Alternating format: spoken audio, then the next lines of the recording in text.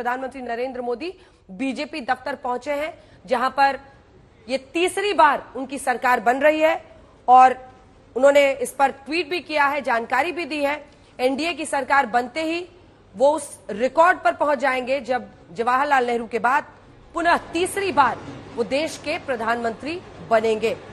ये भी एक सच्चाई है कि भारतीय जनता पार्टी को अपने दम पर बहुमत नहीं आया है, लेकिन पीएम ने इस पर भी जनता का धन्यवाद दिया और उन्होंने साफ कहा कि आपने गठबंधन पर भरोसा जताया है। 239 सीटें भारतीय जनता पार्टी की, 291 सीटें एनडीए की आती हुई दिखाई आप देख ही रहे हैं। अब मुझे लगता है कि ज्यादातर सीट पर रिजल्ट आ चुके हैं और बहुमत का आंकड़ा एनडीए गठबंधन ने क्रॉस किया है। विक्ट्री साइन दिखाते हुए प्रधानमंत्री नरेंद्र मोदी बीजेपी दफ्तर में,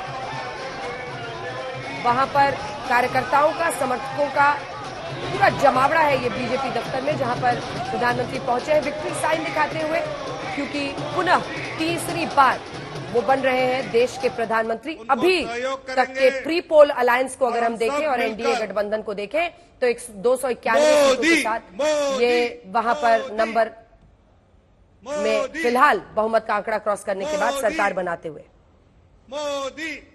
ये बीजेपी दफ्तर की तस्वीरें आप देख रहे हैं और प्रधानमंत्री नरेंद्र मोदी के लिए वहां पर नारे लग रहे हैं। लेकिन प्रदीप जी, जल्दी से, इससे पहले कि हम वहां पर वापस लौटे, एक कमेंट आपसे।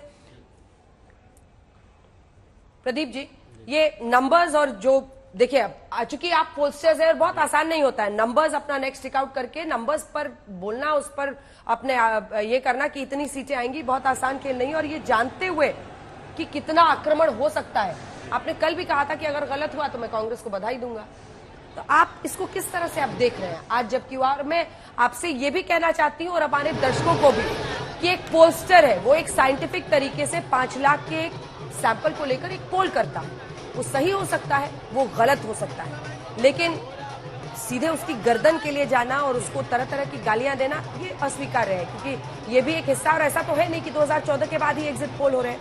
एग्जिट पोल सदा से देश में होते रहे हैं और इसी के साथ आपको ये बता दें कि ये पहला लम्हा है जब 60 सालों में एक सरकार अपने 2 टर्म पूरा करने के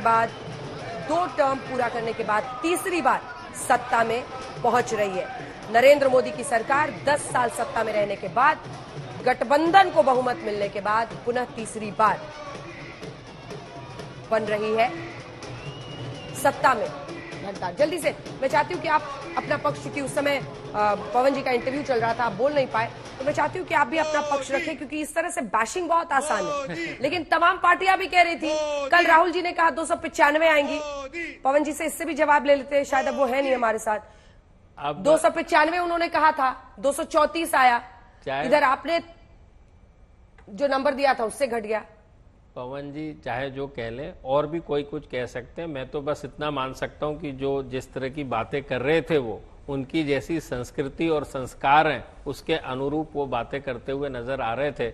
वो यदि किसी भी तथ्य पे बात करते तो मुझे बहुत खुशी होती और मैं उनके जवाब देता, लेकिन आपने उनकी अप्रोच देखी, वो किसी भी, ना ही कोई तथ्य प्रस्तुत कर रहे हैं, ना ही कोई जवाब सुनने के लिए तैयार है। तो वो उन्होंने गाली देना था, बोले ना मैं अपनी, आप सामने मिल गए, मैंने आपको गाली दे दी, अब मुझे आपसे बात नहीं करनी। और ये तस्वीरें हम आपको दिखा रहे हैं बीजेपी दफ्तर का। बहुत बहुत धन्यवाद आपका प्रदीप जी हमारे साथ जुड़ने के लिए। मैं सब चाहती हूँ कि आप अपना पक्ष रख दें।